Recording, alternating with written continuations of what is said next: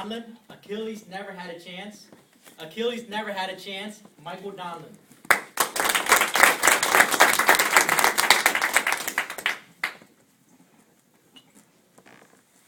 Paris stood on a wall of Troy, looking down on Achilles as he struggled for his last breath. According to legend, Achilles' mother dipped him into the river Styx, making him impervious to sword and arrow, and giving him superhuman strength. Achilles was invincible, except for one weakness, where his mother held him by the heel. Long before Paris shot that fatal arrow into Achilles' heel, he knew how to defeat the invincible. He knew Achilles never had a chance. Mr. Contest Chair, fellow Toastmasters, we're all like Paris in this Greek legend. We all have our own personal Achilles, our own invincible nemesis to battle. That failed search, that unrealized dream, that eternal beer belly. What's your personal Achilles? I met my personal Achilles one cold December afternoon. My boss, a tall Kevin Bacon-looking guy, walked over to me and said, "Could you please come into the conference room? I'd like to talk to you." Throughout the history of the world, no good conversation has ever started with those words. I worked for a small engineering firm that was barely keeping its head above water. And we all knew that it was only a matter of time before somebody got sacked. And on that cold December day, I got sacked like a pound of sugar. For the next 3 months, I looked for a new job. And then I finally started one Monday morning with hopes held high. I had 2 job interviews that week, and both of them were third interviews. Yes, I'd have a job by Friday. Friday came, and I wasn't accepted for one of the jobs. And I realized I could not possibly take the other. I was devastated. When I first got laid off, I said to my wife, "Janine, I promise you, I'll get another job soon. Don't worry about the mortgage. The bills will get paid. You and the boys will be fine." But after that, everywhere I went, I heard the same words. We're laying off people too. There seem to be no jobs anywhere. We were in danger of losing our house. The bills were piling up, and our children's future was at stake.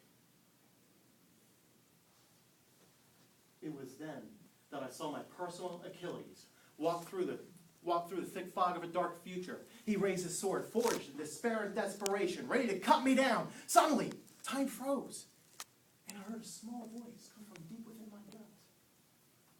But because of the noise of frustration, hopelessness, and dejection, I didn't understand what it was trying to tell me.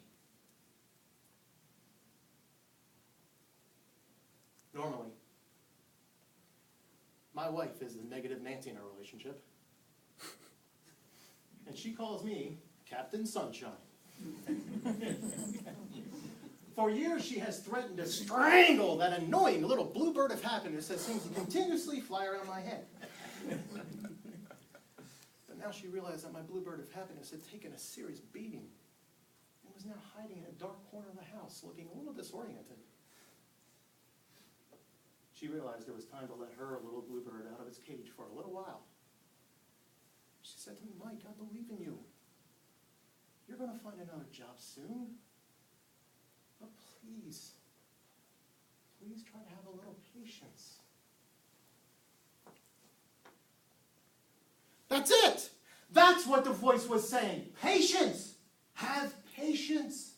I needed to realize that success in any endeavor depends on patience.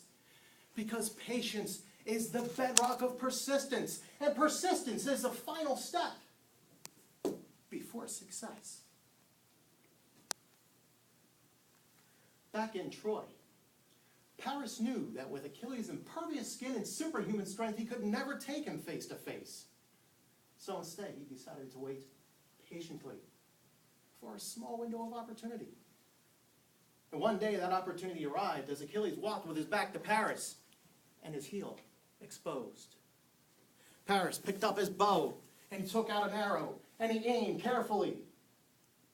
Then he let fly. Paris's arrow seemed to have been guided by the hand of Apollo himself, and it found its mark deep within Achilles' heel. Not long after my epiphany, I got a call from one of the many engineering firms which I had applied. They wanted to talk to me about a relatively new industry in Pennsylvania, the Marcellus Shale natural gas industry. I had no experience in this area, but it was a small window of opportunity. So I took out my bow, and I took an arrow, and I aimed. Then I let fly. My arrow seemed to have been guided by Steve Jobs himself. I went for 3 interviews in only 1 week, and I finally heard the words I was waiting to hear. We'd like to make you an offer. As I stood watching Achilles struggle for his last breath, I finally realized that Achilles was never impervious to sword or arrow, and he certainly never stood a chance against a patient man.